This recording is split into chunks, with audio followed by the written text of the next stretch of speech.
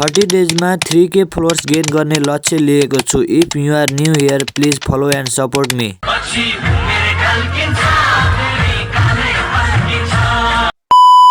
हे guys, welcome back to my channel. तपाईहरु सबैलाई स्वागत छ मेरो 30 डे च्यालेन्जको डे 2 मा। मैले 30 दिनमा 3K फलोअर्स गेन गर्ने लक्ष्य लिएको छु। If you are new here please follow and support me. मौसम त अलि चिसो छ, त्यसैले मैले फर्स्टमा हाइनिक लगाए, त्यसपछि टी-शर्ट लगाए। Simple look but comfortable and yeah I am ready to enjoy the day.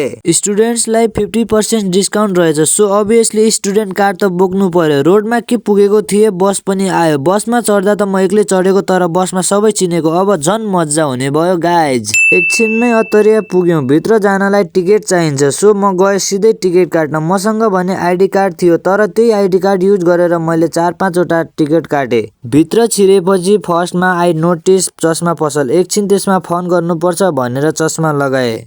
Guys कस्तो देखिएछ कमेन्ट गर्नु है त। स्टेजमा एकजना लेडी डान्स गर्दै हुनुहुन्थ्यो। Dance was really amazing. उहाँको डान्समा पनि रमाइलो गरे। एकैछिनमा स्टेजमा एकजना पपुलर सिङ्गर आउनुभयो। अनेस्टली भन्नुपर्दा उहाँको गीत त मैले धेरै सुनेको थिएँ, तर उहाँ चाहिँ यो हो भनेर चिनेको थिएन। So I am lucky, finally today I met her. उहाँको गीतमा त यति रमाइलो गर्यौं कि गाइज सायद यो मेरो लाइफको सबभन्दा इन्जोयबल मोमेन्ट हो।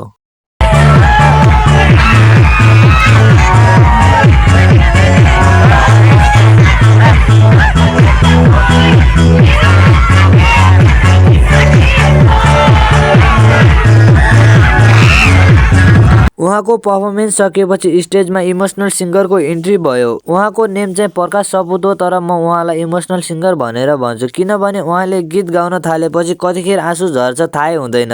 उहाँको गीतमा म एकदमै रमाएँ।